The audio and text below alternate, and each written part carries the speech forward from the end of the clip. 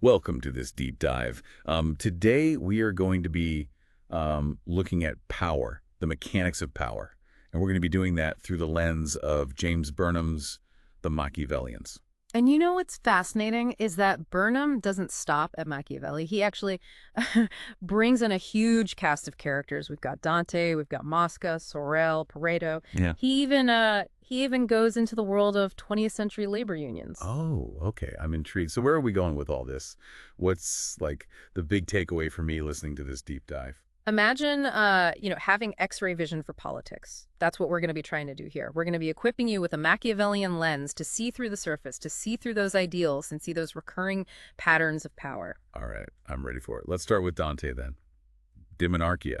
Not exactly what I expect from the guy who wrote Inferno. Right. You'd think he'd be all about, eternal damnation. Yeah. But here he is, advocating for a single divinely appointed ruler for the entire world. So he's saying like one ruler equals world peace. I don't know if I buy that.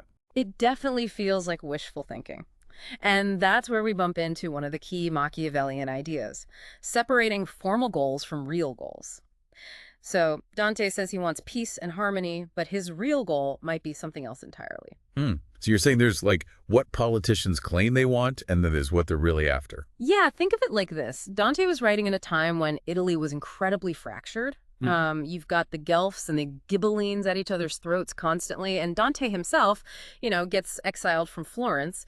So his personal experience is going to color his political ideas. Right. So his ideal world of one ruler is like a reaction to the very fractured reality he was living in. Exactly. And that disconnect between idealized goals and the messy reality of politics is something that Machiavelli tackles head on. And that's where we're going to turn next. We're going to look at The Prince and discourses on Livy. Okay, Machiavelli, the ultimate political pragmatist. Didn't he want to unify Italy, like above all else? Unify Italy. Exactly. And he ditches those ideals and he goes straight for those practical questions. How do you get power? How do you keep power? And how do you use power effectively? And he dives into history, pulling all these different examples from ancient Rome and Greece and elsewhere, showing how these different strategies for power played out. Yeah. Like, I remember his analysis of the Roman conquest of Latium. He basically says being too nice, being too generous can actually weaken your power. And sometimes you need a firm hand, to stay in control. And that's pretty cutthroat. That's Machiavelli for you. Yeah. He's not afraid to turn conventional wisdom on its head. He challenges us to consider how power really works, even if it means advocating for actions that seem morally questionable. It's almost like he's observing politics like a scientist in a lab. Yeah. No judgment, just like cold, hard analysis of cause and effect. Yeah, you got it. Machiavelli was a scientist of power, and he separated ethics from the study of how things actually work, what is, not what should be. And this leads him to a really interesting idea, that the core driver in political life is not morality, it's not some higher purpose, it's the pursuit of power. So you're saying politicians aren't motivated by, like, doing good. It's all about grabbing power and holding on to it.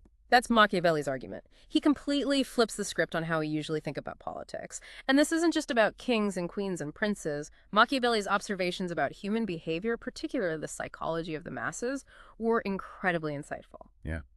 And he had a lot to say about, like, crowds, how easily they can be swayed. What was he said about, like, people's desire for strong leadership? He recognized this deep yearning for stability, for authority. Crowds are fickle, they're easily influenced. They often look to a strong figure to provide that direction. And this wasn't just a feature of, specific societies for Machiavelli. He saw this as a fundamental aspect of human nature. Okay, that's scary, but it also kind of makes sense. All right, so we've got Dante's wishful thinking, Machiavelli's cold realism. Now let's get into the nitty-gritty of how these power structures actually work. Let's talk about Mosca and the ruling class. Here's where it gets really interesting. Mosca throws a wrench into this whole concept of government by the people. He argues that every society, no matter what its form of government is always ruled by a minority, the ruling class. So even in a democracy, it's not really ruled by the people. There's always this select group calling the shots. That's Mosca's argument. He's saying power structures are inherently unequal, regardless of what label we put on them. It could be kings and queens, it could be a group of wealthy elites, it could even be a seemingly benevolent committee. There's always a concentration of power in the hands of a few. So wait, if we, like, overthrew a king, Mosca is saying that another ruling class would just pop up in its place. Power abhors a vacuum, right? Mosca argues that a ruling class is almost a natural consequence of social organization itself. Think about it. Whoa. This is making me think about all sorts of things. Like my workplace, volunteer groups, even just friend groups. Do these power dynamics exist everywhere? You're catching on quickly, and that's the power of Mosca's ideas. He forces us to see those power dynamics that are often operating beneath the surface, even in those seemingly equal settings. Okay, you've officially blown my mind. So Mosca says there's always a ruling class, no matter what. But why? Why can't we truly have a society where power is equally distributed? That is the million-dollar question, and it's one that Pareto tackles in a really fascinating way. He goes deep into the psychology of human motivation, and it's a bit of a wild ride. Bring on that wild ride. I am all ears. Hmm. So Mosca says a ruling class is inevitable, but why? Is it like human nature to, want to dominate others? Pareto might say it's even deeper than that. He really dug into, the psychological roots of power. And he argued that our actions aren't always driven by logic or reason. He calls these deep-seated, non-logical drives residues. Residues. Yeah, that sounds intense. It's like, even if we think we're being rational, these residues are like secretly pulling the strings. Think of it like the underlying code that runs our operating system. We think we're making decisions based on these clear logical reasons, but these residues are often the real drivers of our behavior. So we're not even aware of them. That's kind of freaky. But how does that explain why ruling classes always seem to, pop up? Well, Pareto identifies a specific residue he calls group persistence, and this one's key for understanding power dynamics.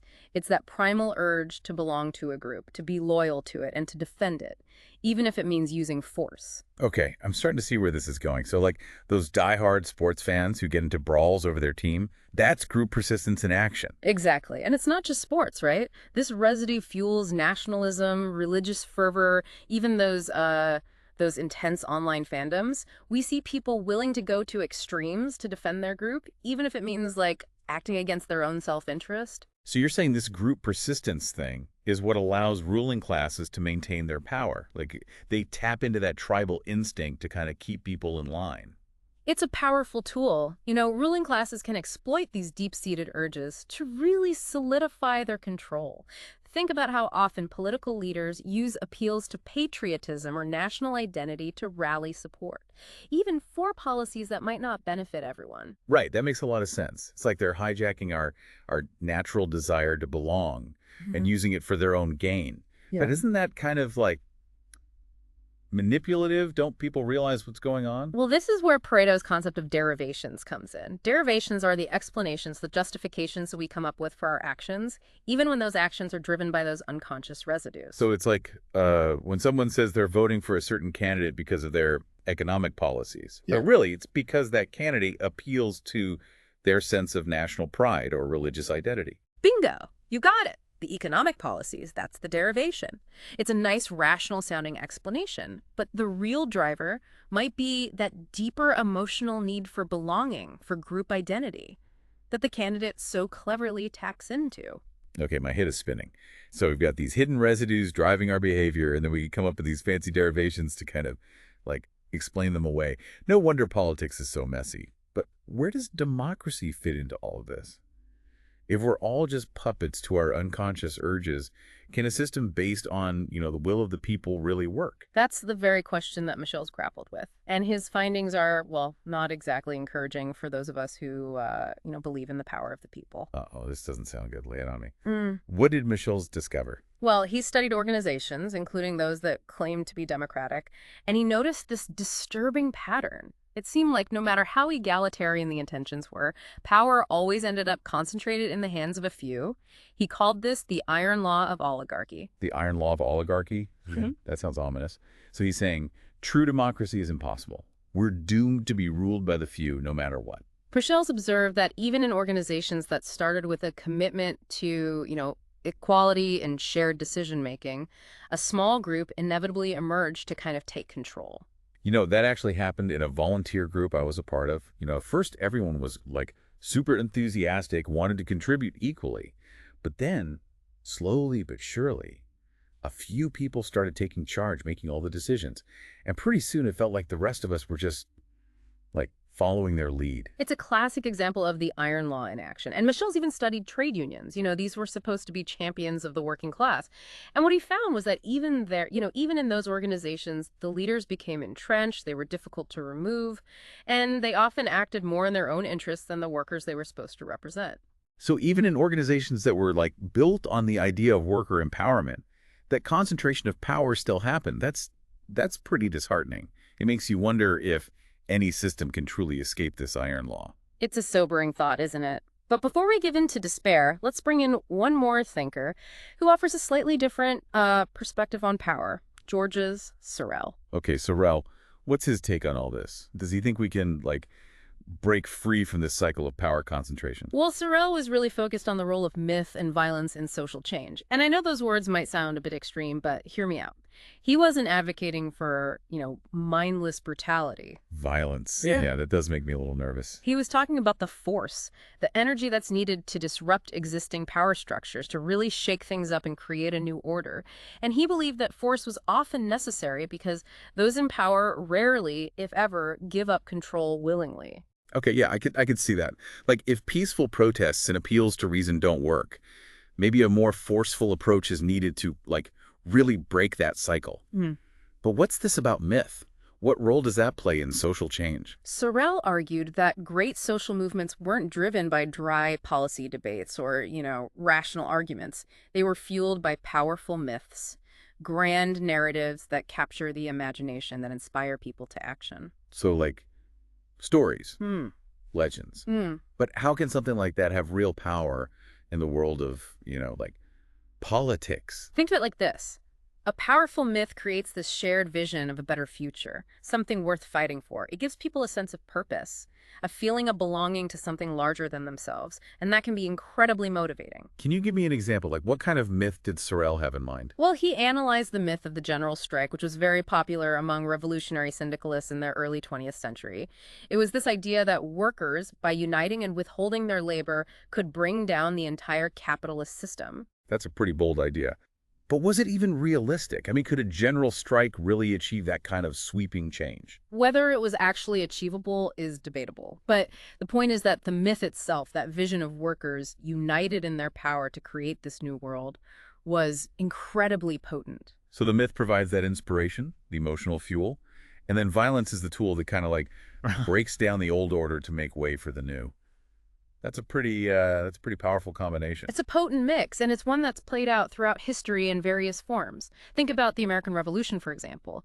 It wasn't just about taxes and representation. It was fueled by these powerful ideas about liberty, self-determination, a vision of this new kind of nation. Wow, when you put it that way, it makes you realize how deeply these myths are woven into our political landscape. But where does that leave us today? Are we still susceptible to these kinds of myths? That's the question we'll explore in our final segment. We've covered a lot of ground here. From Dante's idealistic vision to Machiavelli's cold realism, Mosca's ruling class, Pareto's, psychological insights, and now Sorel's ideas about myth and violence. But what does it all mean for you? That's what I'm dying to know. We've unpacked all these theories about power, but how do they apply to the world we live in right now? How can I use this knowledge to navigate the political landscape and make sense of all the chaos? Let's connect the dots and bring it all home. Okay, so we've gone from ancient philosophers to 20th century revolutionaries, and it feels like we've uncovered some pretty cynical truths about power. Does this mean I should just give up on idealism and just accept that things will never really change? No, not at all. Remember, these Machiavellian principles, they're like a map. They show us the potential pitfalls, the dangerous currents in the river of politics, but they don't dictate our course. So it's about awareness, not despair. Understanding these principles helps us to spot manipulation, to see through that empty rhetoric, and ultimately make more informed choices. Precisely. Think about it.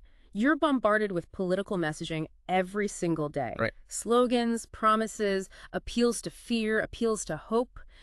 Now, with this Machiavellian lens, you can start to ask, okay, What are the real goals at play here? What levers of power are being pulled? It's like I've got this secret decoder ring to decipher all the hidden messages in our political discourse. Ayo. I'm looking for those residues and derivations, trying to understand the deeper motivations behind all those polished facades. And don't forget, Mosca, when you look at any organization, a political party, a corporation, even a grassroots movement, ask yourself, where does the power really lie? You know, is this group truly representing the interests of its members, or has it succumbed to that iron law of oligarchy? Right. So being a more informed citizen isn't just about like staying up on current events. It's about developing this deeper understanding of how power operates, even in those subtlest ways. And that brings us back to Sorel. His ideas might seem radical, but they raise a really crucial question. If those in power are resistant to change, if they cling to the status quo, what are the options for those who seek a more just and equitable world? That's a really tough question, and one that doesn't have any easy answers. But understanding how myths and narratives can be used to mobilize people, to challenge those existing power structures, can be incredibly valuable, even if we, reject the idea of violence as a tool for change. Exactly. Think about the social movements that have really shaped history. The fight for civil rights, the push for environmental protection, the ongoing struggle for gender equality. These movements all tapped into very powerful narratives that resonated with people, that inspired them to take action, to demand a better world. So even if we reject like those darker aspects of Sorel's ideas, there's a lesson there about the power of storytelling. Yeah. Crafting these compelling narratives that can inspire and mobilize people. Absolutely. And it's not just about these grand, sweeping myths. It's about understanding how narratives operate on a smaller scale as well, how they shape our perceptions, influence our decisions, even define our own identities. Wow, we've covered so much ground. It feels like we've barely scratched the surface of these incredibly complex ideas, Yeah. but I already feel like I have a whole new toolbox for understanding the world around me. And that's the beauty of a deep dive like this. It's not about finding all the answers. It's about opening up new questions, challenging our assumptions, and embracing that ongoing process of learning and exploration. I came into this deep dive feeling a little apprehensive about, delving into this dark side of politics, but now I'm actually feeling, I don't know, a bit more empowered, like I have a better grasp on the forces at play. That's the power of knowledge. It's not about becoming cynical or losing hope. It's about equipping ourselves to navigate the complexities of the world with greater awareness and understanding. I want to thank you so much for this incredible deep dive. It's definitely given me a lot to think about. The pleasure was all mine. I always enjoy these conversations, especially when we can connect these big ideas to, the everyday realities of your life. And to all of you listening out there, we hope this deep dive has sparked your curiosity about the world of power, politics, and human nature. We've explored some challenging ideas today, but we encourage you to continue the exploration on your own. Read the works of these thinkers. Engage in those thoughtful discussions. Challenge your own assumptions. And keep asking those tough questions. That's how we create a more informed and engaged citizenry. Until next time, keep diving deep.